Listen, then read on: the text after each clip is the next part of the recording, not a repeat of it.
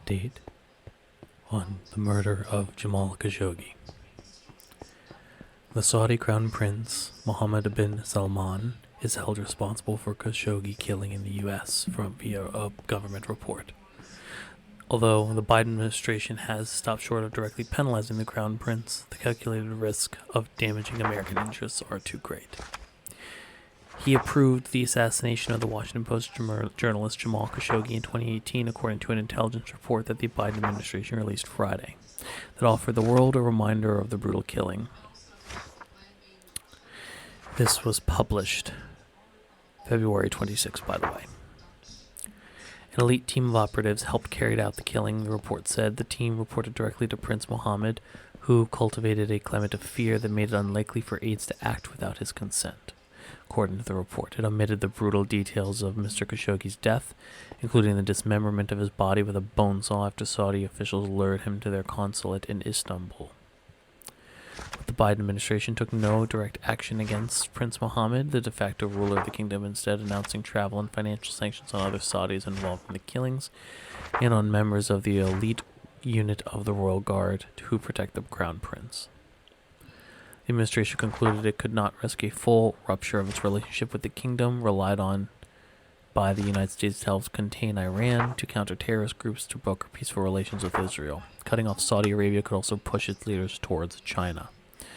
Lawmakers of both parties praised the release of the report, but some Democrats, including Representative Adam B. Schiff of California, the chairman of the Intelligence House Committee, spoke out in dismay that the administration stopped short of more severely punishing the prince for the killing of Mr. Khashoggi, a legal permanent resident of Virginia who was critical of the Saudi government in the columns he wrote in the Post. There are ways to bring more personal repercussions without completely rupturing the relationship, Mr. Schiff said in an interview. He added, this is an official U.S. government statement that the Crown Prince of Saudi Arabia has blood on his hands, and that blood belongs to an American resident and journalist. I think that is very powerful.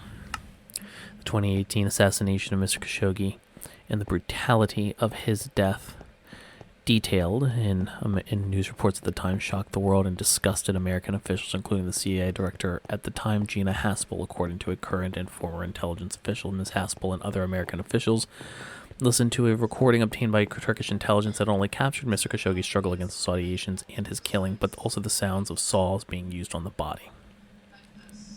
The Saudi government issued a blistering response to the report's release and the penalties, rejecting the document as a negative, false, and unacceptable assessment about its leaders. It is truly unfortunate this report, with its unjustified and inaccurate conclusions, is issued while the kingdom had clearly denounced his heinous crime, the statement said. It noted that the kingdom had taken steps to prevent a repeat of the killing. It prosecuted 8 people in connection with it. Much of the evidence the CIA used to conclude Prince Mohammed was culpable in Mr. Khashoggi's killing remains classified, but the report's disclosure was the first time that the American intelligence community had made its conclusions public. The declassified document was a powerful rebuke of the Crown Prince and a close ally of the Trump administration, whose continued support of him prompted international outrage. The release of the report signaled that President Biden, unlike his predecessor, would not set aside the killing of Mr. Khashoggi, and that his administration intended to try to isolate the Crown Prince. We assess that Saudi Arabia's Crown Prince Mohammed bin Salman approved an operation in Istanbul, Turkey, to capture or kill Saudi journalist Jamal Khashoggi, said the report issued by Mr. Biden's Director of National Intelligence, Avril D. Haines. The decision to rebuke the Saudis without punishing the prince directly was the result of a weeks-long debate among aides to Biden, who during the 2020 campaign called the Saudi Arabia a pariah state with no redeeming social value. 2 years earlier, Mr. Biden called out Trump administration for its inaction over Khashoggi's death, calling it embarrassing and dangerous.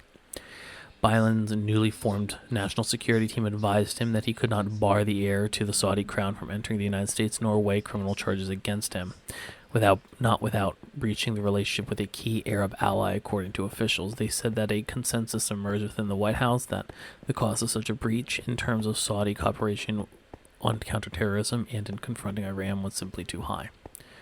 For Mr. Biden, the decision was a telling indication that his more cautious instincts had kicked in. In an interview with Univision on Friday, the president said that he had spoke yesterday with the king, not the prince.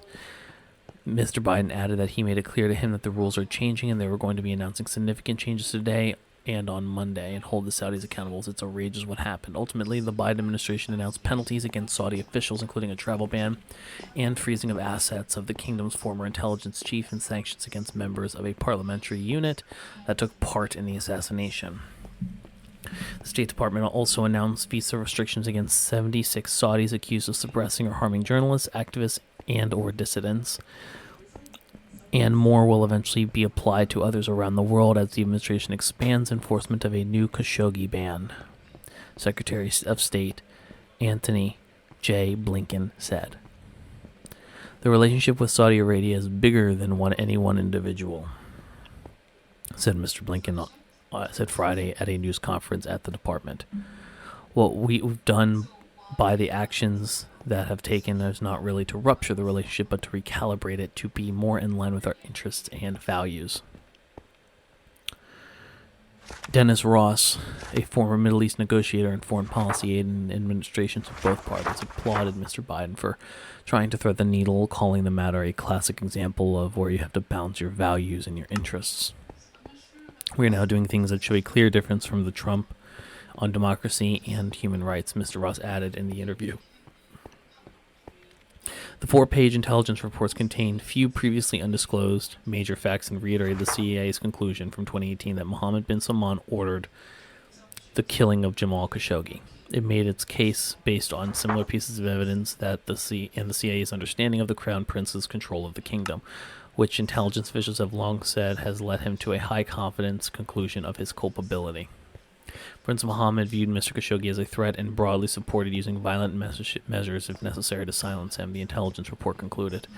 American intelligence agencies learned that Saudi officials had planned an unspecified operation against Mr. Khashoggi, but the report said the United States had not learned when Saudi officials had decided to harm him.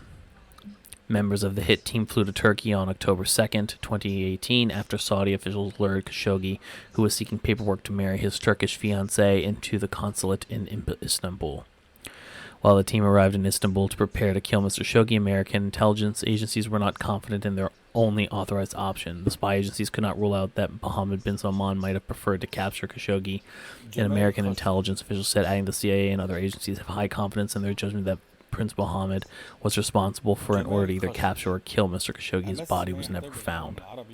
According to the report, Prince Mohammed fostered an environment where his aides feared that any failure to follow his orders could result in their arrest. This suggested that aides were unlikely to question Mohammed bin Salman's orders or undertake sensitive actions without his consent, the report said. The report listed 21 others involved with the killing of Mr. Khashoggi, including members of the hit team.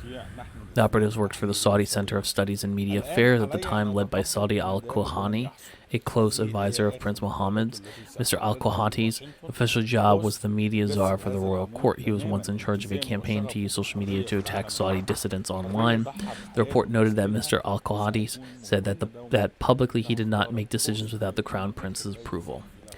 The report said that 7 members of Prince Mohammed's elite protective detail, called the Rapid Intervention Force, or RIF, were part of a 15-man team that killed Khashoggi. The unit had carried out a campaign of kidnapping, surveillance, detention, and torture to crush opposition to Prince Mohammed. Members of the RIF would not have participated in the operation against Khashoggi without Mohammed bin Salman's approval, the declassified report said. From the moment Khashoggi's death was discovered, Saudi officials had sought to deflect blame from the Crown Prince. The Saudi government imprisoned 8 people in connection with the death, trying them largely secretively. Though 5 were originally sentenced to death, after one of Mr. Khashoggi's sons said he and his siblings forgave the man who killed the father, a Saudi court reduces sentences to prison terms. Mr. Schiff said that he met with the House officials on Friday to press for more personal repercussions for the Crown Prince. I don't think the president should be meeting with him, and I don't think the president should be talking to him, Mr. Schiff said. Ahead of the report's release, Mr. Biden spoke to the King Salman of Saudi Arabia. As an official said that Mr. Biden will only speak to the king, his counterpart as head of state, although others in the administration might speak directly to the Crown Prince.